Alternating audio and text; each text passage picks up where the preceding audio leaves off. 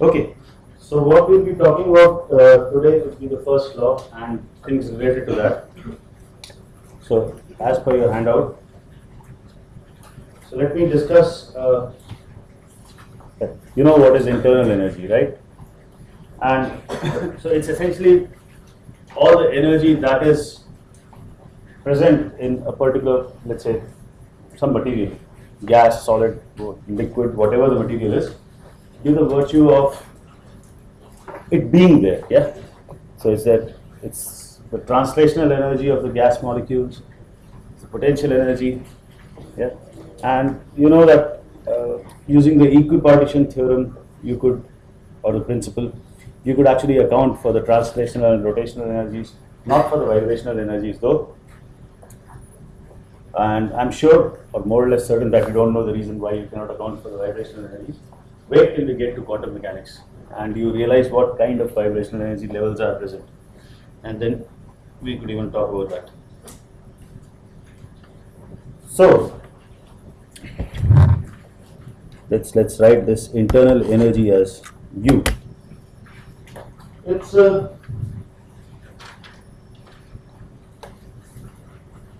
and then you're aware of things like state function and path function. Yeah. For example, work is a path function. It depends on where you travel through, but the ultimate destination just stays there. So those are the state functions. And there's an example that I've just given you over here, that if you do work and you move along one axis and then you move along the other axis, or you prefer to move along the second axis first and the first axis in the next step, then you end up doing two different amounts of work. And the example is given over here, but yeah, it's pretty simple, and you know this. Heat is another path function, and the first law, all it says is that the sum of this happens to be the change in your internal energy, which is a state function. Okay. So, although heat by itself is a path function, work by itself is a path function, but the internal energy is a state function. So no matter how you reach that point, that delta U is always going to be the same, right?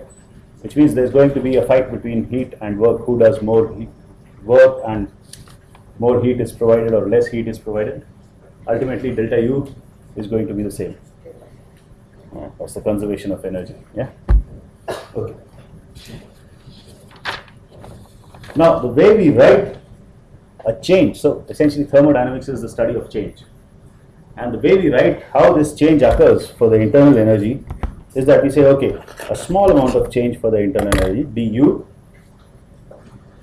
Well, before that, let me say that U, yesterday I told you that anything, the complete state can be described by describing the pressure, temperature, volume, number of moles, yes. Or you could, for the moment, as I said, we are just dealing with closed systems. Yeah, we are conserving the number of moles, we are not changing that. So you could just say pressure, volume, temperature. And this pressure, volume and temperature, they are related to each other by the equation of state.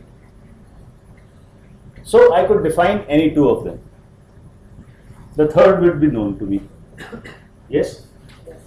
In case of the internal energy, it so happens that a natural choice or an easy choice is to make it a function. I could make it a function of any two variables, right? The third one would be known. So the choice is to make it a function of temperature and volume. Your maths becomes easy. I could have taken it to be a function of pressure and temperature, or pressure and volume, and then I could convert pressure into temperature by the equation of state. Yes? Pressure into volume and temperature. So I choose that, and then I say, okay, let me think about a function which is dependent on two different variables. One I plot along the x-axis, one I plot along the y-axis. And my function is somewhere plotted on the third z-axis. So I start from there. So I am at a certain point, certain value of this function. I say I want to change this from here to here.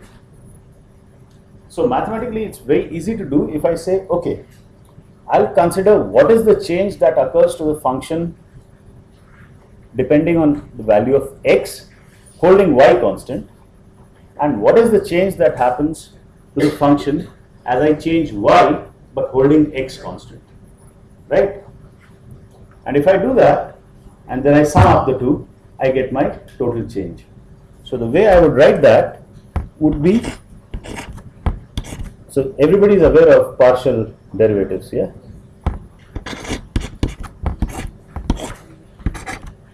So I change u with respect to temperature holding the volume constant, and so that's the rate of change of internal energy with respect to temperature, and the total change in u would be times the temperature, whatever the temperature I have changed, so which I could represent as dt, plus using the same logic I would say, right?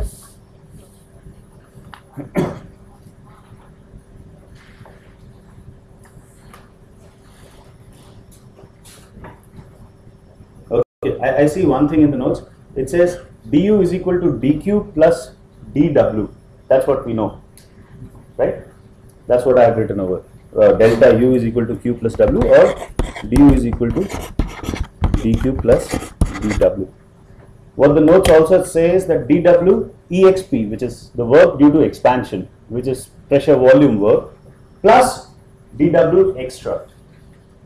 Now, for the timing, although you should have this in the back of your mind because we'll later come to the dw extra, but for the time being, I'll just remove the dw extra and concentrate only on pressure volume work.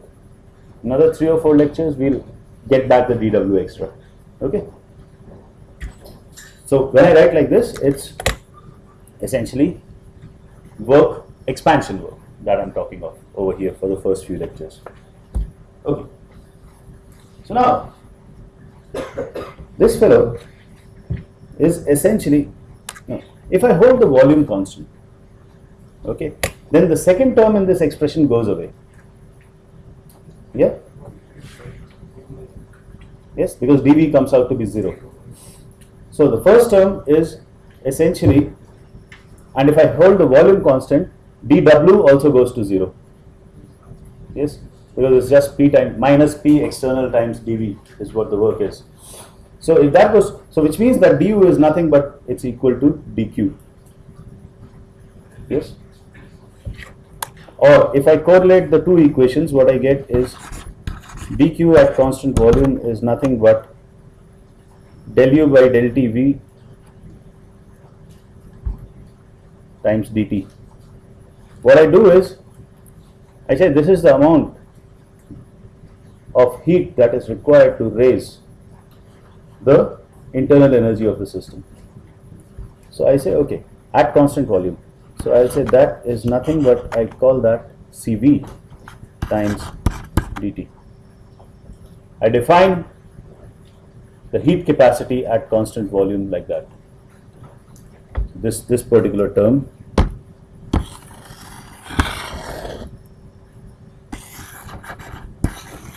That's my Cv.